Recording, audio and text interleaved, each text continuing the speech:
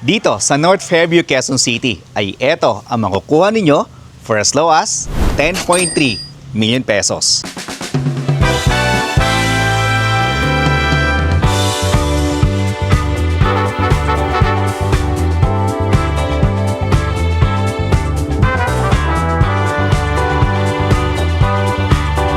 Three bedrooms, 3 toilet and bath, and 1 car garage. This house has a minimum lot area of 91 square meter and the floor area is 160 square meter. Future homeowners and investors, welcome dito sa North Fairview Park Subdivision, Quezon City.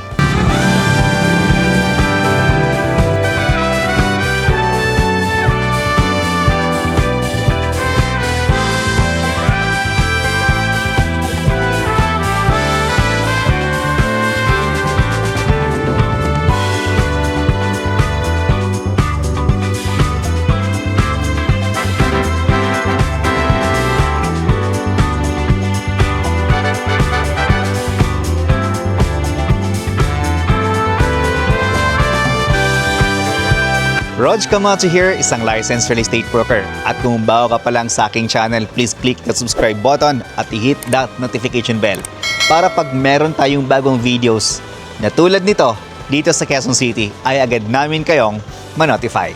Okay, so ngayon ay ipapasilip na namin kung gaano nga ba kaganda itong 10.3 million pesos nating bahay.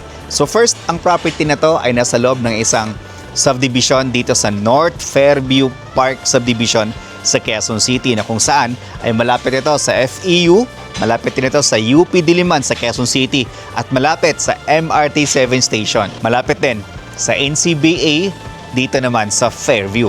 101% flood free at higit sa lahat ay sobrang lapad ng kalsada dito.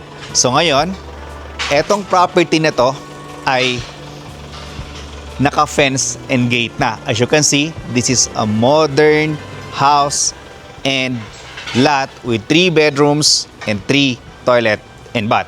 So dito, ito yung space natin para sa ating parking lot. Then, ito naman yung pedestrian lane papunta dito sa main house natin. So dito sa parking lot natin, it can accommodate a car like sedan, van, SUV, yan, kasyang-kasya dito. Tapos, gustong-gusto ko yung steps nila dito na napakaluwag hanggang dito sa pag-akyat ng bahay. Then, this is your brand new house and lot.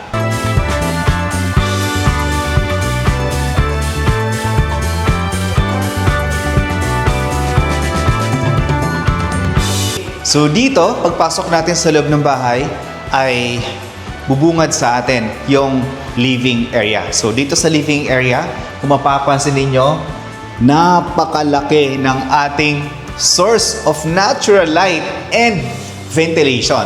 Tapos naka-drop ceiling na rin tayo. May mga lighting features na din. Tapos mayroon tayong powder room na kung saan yung tiles na ay from floor to ceiling.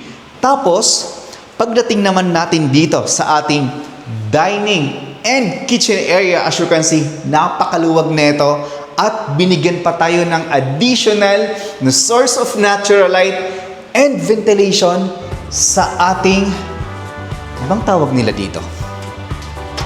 Ayan. Open hanggang sa taas.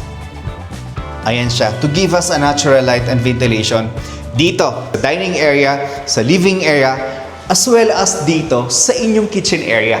So dito sa inyong kitchen area, as you can see, kung mahilig kayong magluto, talagang feeling ko, solve na sa inyo itong U-type na kitchen area natin.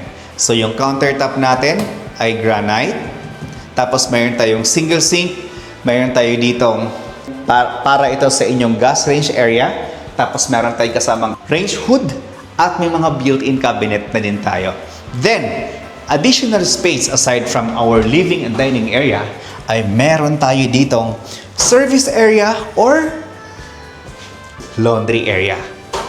Yan. So talagang na-maximize nila yung 91 square meter na lot area dito sa kanilang bahay. So again guys, Napakaluwag nito for a 10.3 million pesos. The next ay sisilipin naman natin. Titignan natin kung ano pa nga ba yung titignan natin kung gaano nga ba kalaki yung mga kwarto nila for this house and lot. So pagdating natin dito sa second floor, no, kung ayaw na ayaw mo sa mga bahay na walang ventilation, yung madilim yung bahay, walang natural light, eto, napakaganda neto, napakalaking bagay ng ginawa ng developer. Etong area na to, kasi hindi mo na kailangan magbukas pa ng ilaw para lumiwanag yung inyong hallway. And, tignan nyo pa to, dito sa taas, naglagay sila ng drop ceiling, ayan siya. Sisilipin natin yung bedroom number 1. So, dito sa bedroom number 1, eto siya. Yan yung kama natin, meron tayong isang bintana dito, tapos meron tayong built-in cabinet on this side. Then, yung bedroom number 2 natin ay dito lang din siya matatagpuan. This is our bedroom number 2 na guys, sobrang luwag ng ating bintana. Then, naka-drop ceiling na din, tapos meron din tayong built-in na cabinet. Then lastly is our master bedroom. Bago tayo pumasok sa master bedroom, naglagay dito ng common toilet and bath para sa dalawang kwarto, which is yung tiles from floor to ceiling. Ito yung rain shower head, yung shower area ninyo, tapos ito naman yung inyong water closet, then yung inyong lavatory. Wow! Then lastly is our master bedroom. So dito sa kanilang master bedroom, no, eto na naman tayo, source of natural light and ventilation. Itong sliding door natin papunta sa ating balcony. Bago tayo pumasok doon, papakita ko muna sa inyo yung ating mga built-in cabinet dito. Ayan siya, built-in cabinet dito. Then meron tayong sariling toilet and bath dito sa inyong master bedroom. Shower area, water closet, lavatory, yung tiles natin ay from floor to ceiling. Then, meron din tayong another space aside from our living area, from our dining area, from our kitchen area, and mga rooms. Meron tayo ditong